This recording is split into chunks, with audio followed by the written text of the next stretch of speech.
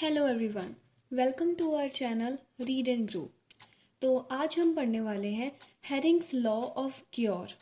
ये लॉ बहुत ज़्यादा इम्पॉर्टेंट है एग्ज़ाम के हिसाब से भी, और हमारे होम्योपैथी के अंदर भी ये इम्पॉर्टेंट लॉ इसलिए है क्योंकि ये हमें बताता है कि क्योर किस तरह से होता है। एक फिजिशियन को पता होना चाहिए कि जब उसने मेडिसिन दी है वो मेडिसिन क्योर की तरफ जा रही है या क्योर से दूर जा रही है। किस तरह से वो मेडिसिन उस पेशेंट के केस में एक्ट कर रही है वो हम तभी समझ पाएंगे अगर हमें इस लॉ की अच्छे से अंडरस्टैंडिंग होगी। इसीलिए ये लॉ बहुत ज़्यादा इम्पॉर्टेंट है। ओके, क्योंकि इसी हिसाब से ही हम अपनी जज कर पाएंगे कि हमने जो मेडिसिन दी है वो पेशेंट को क्योर की तरफ लेकर जा रही है या उससे दूर लेकर जा रही है। So let's start. Hering's law of cure is also known as the law of direction of cure. ठीक है, इसको law of direction of cure भी कहते हैं क्योंकि ये हमें डायरेक्शन बताता है कि वो जो हमने मेडिसिन दी है वो पेशेंट का जो केस है वो क्योर की तरफ जा रहा है या नहीं जा रहा है। इस लॉ की मदद से हम जज कर सकते हैं। This is formulated by the famous homeopath Dr. Herring. He is also called as the father of American homeopathy. तो ये जो डॉक्टर हेरिंग है वो कौन थे? फादर ऑफ अमेरिकन होम्योपैथी थे। ठीक है, उनको क्या कहते हैं? Father of American homeopathy. According to this law, in a patient who received the similimum remedy, the cure takes place from above downward, within outward, from more important organ to less important organ, and in the reverse order of the appearance of symptoms. तो ये हमें अच्छे से याद होनी चाहिए line कि cure किस डायरेक्शन में होता है। The cure according to doctor Hering, जो क्योर है वो होता है from above downward, within outward, from more important organ to less important organ, and in the reverse order of the appearance of symptoms. इसकी हर एक जो line का जो पार्ट है हर एक को हम अभी स्टडी करेंगे, हर एक का मीनिंग अंडरस्टैंड करेंगे कि क्या कहा जा रहा है। तो शुरू करते हैं। In the writings of Hahnemann, we observe that when cure takes place, the symptoms disappear in the reverse order of their appearance. The symptom that appeared first will be the last one to disappear. ठीक है, तो Hahnemann की जो writings हैं, जो भी हमने पढ़ा है अभी तक हैनीमैन के बारे में, जब भी हम हैनीमैन की लिखी हुई चीज़ें पढ़ते हैं तो उसमें हमें एक चीज़ समझ में आती है कि जो सिम्टम्स जो हैं, जो सबसे लास्ट में आया है सिम्टम, वो सबसे पहले सही होता है मेडिसिन देने में, और जो काफ़ी टाइम से उसको बीमारी जो सिम्टम उसको इरिटेट कर रहा होता है वो सबसे लास्ट में वो पेशेंट में से सही होकर निकलता है। तो जो सबसे रिसेंट सिम्टम होगा उसमें सबसे पहले रिलीफ होता है। The recurrence of the old symptom after administering a remedy is a good indication. अगर हम कोई मेडिसिन देते हैं तो अगर उसकी मेडिसिन देने के बाद पेशेंट बोलता है कि ये मुझे आजकल सिम्टम आने लग गया है, फॉर एग्जाम्पल पेशेंट आया था डायरिया की तकलीफ के लेके, हमने उसको कोई मेडिसिन दी और मेडिसिन से वो बोल रहा है कि अब मेरे को थोड़े थोड़े रैशेज होने लग गए स्किन पे, ये मेरे को 5 साल पहले हुए थे, अभी अचानक से फिर से वैसे रैशेज होने लग गए। तो ये एक तरीके से गुड इंडिकेशन है क्योंकि इससे हमें पता लग रहा है कि जो उसने मेडिसिन लेके जो ये डिजीज सप्रेस हो गई थी वो वापस ओल्ड सिम्टम्स वापस आ रहे हैं, क्योंकि बीमारी का अच्छे से रूट कॉज से उसका रिमूवल हो रहा है, क्योर हो रहा है। ठीक है, ये यहाँ पे कहा गया है कि ओल्ड सिम्टम, अगर हमारे दवाई देने के बाद अगर ओल्ड सिम्टम आते हैं तो उसको देख के घबराना नहीं है।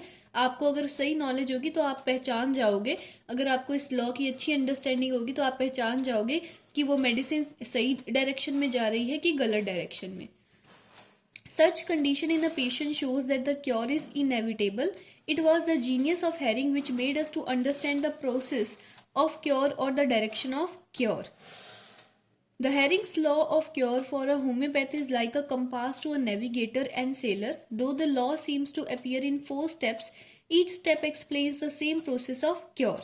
तो जो हेरिंग्स लॉ है उसको इतना ज़्यादा इम्पोर्टेंस दी गई है कि अगर आपको ये जैसे इन्होंने कंपेयर किया है कि एक सेलर है, ठीक है, समुद्र में सेलर है, तो वो जो सेलर होगा उसको जैसे कंपास की ज़रूरत होती है, अगर कंपास नहीं होगा तो वो समुद्र में कैसे डायरेक्शन पता लगाएगा। उसी तरीके से एक होम्योपैथिक फिजिशियन के लिए हेरिंग्स लॉ एक कंपास की तरह काम करता है, क्योंकि ये हमें डायरेक्शन बताता है क्योर की।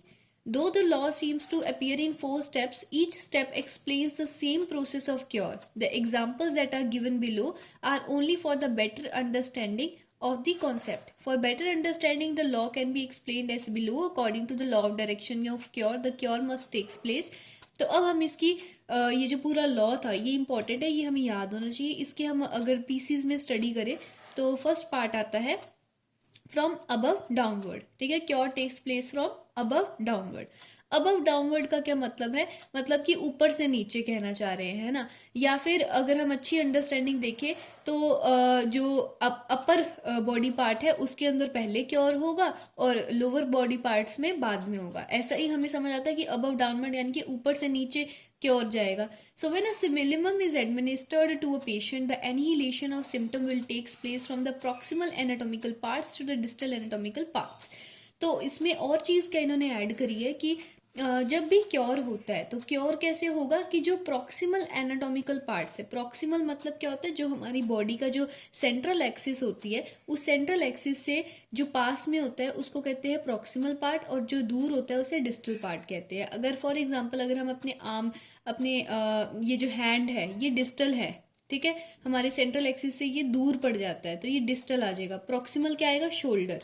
ठीक है, तो हमारे सेंट्रल एक्सिस से जो चीजें पास में हैं उसे हम कहते हैं प्रॉक्सिमल, और जो दूर है उसे कहते हैं डिस्टल. तो जो प्रॉक्सिमल पार्ट्स होते हैं उनमें पहले क्योर होता है और डिस्टल पार्ट्स में बाद में होता है, ये बोला हुआ है इसमें. Symptom disappear from the axial part two the appendicular part of the body. तो अगर किसी को सिम्टम आए होंगे तो उसी वे में डिसअपियर होंगे.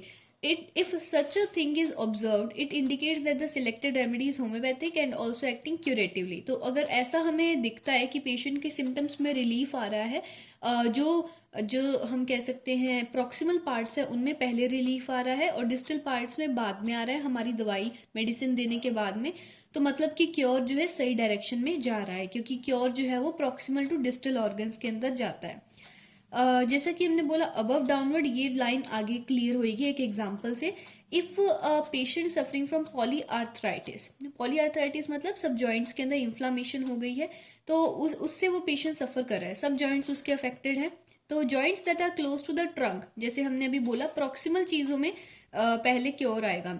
सो जो जॉइंट्स ट्रंक के पास में है, जो प्रॉक्सिमल है, सेंट्रल एक्सिस के पास है, वो पहले will get better first and then the joints away from the body. और बाद में ये जो जॉइंट्स जो हैंड वगैरह जो दूर पड़ जाते हैं सेंट्रल एक्सिस से, ये इनमें बाद में रिलीफ आएगा. और more over the joints of the upper limb will be, अब इसके अंदर भी एक और कंडीशन इन्होंने दी है कि जो अपर लिम्ब है उन जॉइंट्स के अंदर पहले रिलीफ होगा देन लोअर लिम्ब. क्यों? क्योंकि यहाँ पे क्योर जो है अबव डाउनवर्ड होता है. तो अबव में तो बॉडी पार्ट में क्या आ जाता है, अपर लिम्स. तो अपर लिम्स में पहले जॉइंट्स में रिलीफ होगा और बाद में लोअर लिम्स के अंदर जाएगा ये.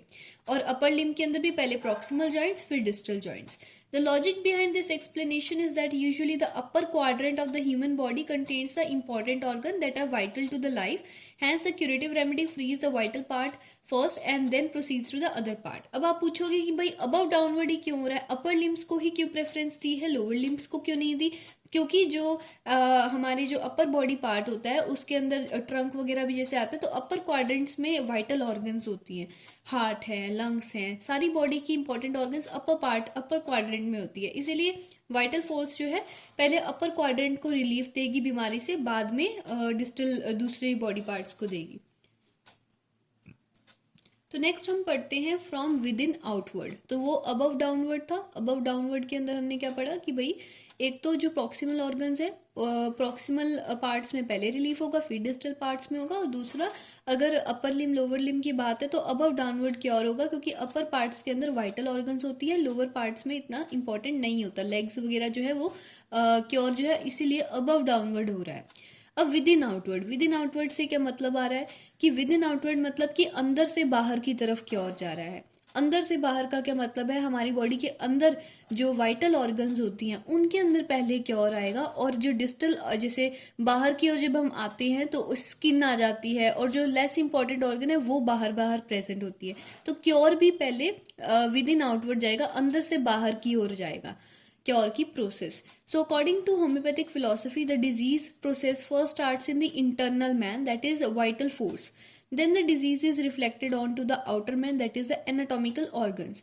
In short, the derangement always starts in the vital force. Symptoms of the disease are the outwardly reflected picture of the internally deranged vital force. तो यहाँ वो कह रहे हैं कि जैसे हमें पता है कि जो बीमारी है वो पहले वाइटल फोर्स में डीअरेंजमेंट क्रिएट हुई होती है। वाइटल फोर्स में जब डीअरेंजमेंट होएगी तो उसकी वजह से ही हमें वो एनाटॉमिकल पार्ट्स में हमें सिम्टम्स नजर आते हैं। पहले डीअरेंजमेंट वाइटल फोर्स में ही होता है, तो इसी तरीके से उसका जो डीअरेंजमेंट है वो हमें सिम्टम के फॉर्म में नजर आता है। Symptom of the disease are the outwardly reflected picture of the internally derange vital force. ये देखो सिम्टम की डेफिनेशन आ गई इसमें, ठीक है। So the curative process in the nature is from centre to periphery. इसीलिए इन्होंने क्या बोला कि क्योंकि डिजीज जो है पहले वाइटल फोर्स पे आ रही है, इंटरनल मैन पे आ रही है, बाद में एक्सटर्नली हमें दिख रही है, इसलिए क्योर जो है वो भी इंटरनल से एक्सटर्नली आएगा, सेंटर से पेरिफेरी पे जाएगा। The homeopathic remedy always first uses the internal vital organs and then proceeds to the outer part. तो जब भी हम होम्योपैथिक मेडिसिन देंगे तो सबसे पहले जो इंटरनल वाइटल ऑर्गन्स है, जैसे कि लंग्स है, हार्ट है, लीवर है, किडनी है, जो वाइटल ऑर्गन्स हैं उनके ऊपर पहले इसका एक्शन होगा, उसके बाद में आउटर बॉडी पार्ट्स के ऊपर, स्किन वगैरह के ऊपर होएगा। In selecting the homeopathic remedy, Kent's general symptom, that is symptoms of the man, are given more importance than the particular symptom, that is symptoms of his parts. तो जब भी हम ये सिलेक्ट करते हैं, कैंट के सिम्टम पढ़ते हैं, तो उसमें हम जनरल्स को ज्यादा इंपॉर्टेंस देते हैं देन पर्टिकुलर्स। वो इसीलिए क्योंकि जो जनरल सिम्टम होते हैं वो पर्सन के जैसे कि इंटरनल जो नेचर है उसको इफेक्ट कर रहे होते हैं, उसको बता रहे होते हैं। पर्सन इंटरनली जो उसकी वाइटल फोर्स डीअरेंज हुई है वो चीज हमें जनरल सिम्टम से पता लग रही होती है, और पर्टिकुलर सिम्टम बाद में मैनिफेस्ट हुए होते हैं, वो थोड़ा सरफेस लेवल की चीज आ जाती है। जब हम क्योर भी करेंगे, मेडिसिन भी देंगे, तो पहले जनरल सिम्टम्स रिलीफ होंगे क्योंकि ये इंटरनल मैन को शो कर रहे हैं, एंड पर्टिकुलर सिम्टम्स जो होते हैं जो जैसे स्किन वगैरह या पर्टिकुलर बॉडी पार्ट के, ये बाद में मैनिफेस्ट हुए होते हैं। तो ये जो है ये लेस इंपॉर्टेंट है, तो इसको ये बाद में रिलीफ करेगी medicine. So once curative process of the remedy starts, the general symptom improve first and then the particulars. क्यों? क्योंकि जनरल सिम्टम जो है इंटरनल वाइटल फोर्स को इफेक्ट करने से आए हैं, पर्टिकुलर्स बाद में मैनिफेस्ट हुए हैं, ये इतने इंपॉर्टेंट नहीं है, ठीक है। तो इसीलिए वाइटल फोर्स जाके पहले जो मेडिसिन जो है वो जाके वाइटल फोर्स को ठीक करेगी, जिसकी वजह से जो जनरल सिम्टम्स है उसमें रिलीफ आता है। This is the reason why after the administration of a remedy, the patient feels better in his inner self in spite of the existence of the disease in the physical parts. तभी क्या होता है कि जब हम patient को medicine देते तो दवाई देते ही उसको एक अंदर से अच्छा फील होने लग जाता है, जबकि उसकी बीमारी ठीक नहीं हुई होती, लेकिन वो फिर भी एक थोड़ा एक तसल्ली सी उसको फील होने लग जाती है। तो वो एक इनर वाइटल फोर्स सीधा जाके क्योंकि उसके ऊपर मेडिसिन ने एक्ट किया है, इसीलिए वो थोड़ा अच्छा फील करने लग जाता है patient. Example, if a patient with the complaints of both respiratory as well as skin disorders receives a homeopathic remedy, the respiratory complaints disappear first and then the skin disorders disappear. This is because the curative process is starting from the inner respiratory organ to the outer skin. तो अगर एक patient है उसके पास respiratory complaints भी है, skin complaints भी है, तो जब हम पेशेंट को मेडिसिन देंगे तो वो पहले वाइटल इंपॉर्टेंट क्या चीज़ है रेस्पिरेटरी और स्किन में से, ऑब्वियसली रेस्पिरेटरी सिम्टम, तो दवाई भी उसी हिसाब से एक्ट करेगी। रेस्पिरेटरी सिम्टम जो होंगे वो पहले रिलीफ होंगे, वाइटल ऑर्गन पहले रिलीफ होगी, बाद में स्किन के सिम्टम जाएंगे। In case of rheumatic fever, joints are affected first and then it progress to heart, ठीक है। ये आपने पढ़ा होगा पैथोलॉजी में, रिमेटिक फीवर है, पहले जॉइंट इफेक्ट होते हैं, फिर हार्ट में डिजीज जाती है। तो इसमें क्या होता है कि रेमेडी अगर हम देते हैं, so it cures the cardiac symptom first and finally the joint problem. This is because the curative process is starting from the innermost organ heart to the outer joints. तो यहाँ पे vital organ क्या है? heart, और joints तो थोड़ा less important है, इसलिए क्या होता है कि heart में पहले relief आ जाता है, heart symptoms में पहले आएगा relief क्योंकि वो vital organ है, और बाद में joints में आएगा। So इसके जो 2 points हैं वो हम next part के अंदर पढ़ेंगे। Thank you so much for watching. Please like, share, subscribe. Thank you.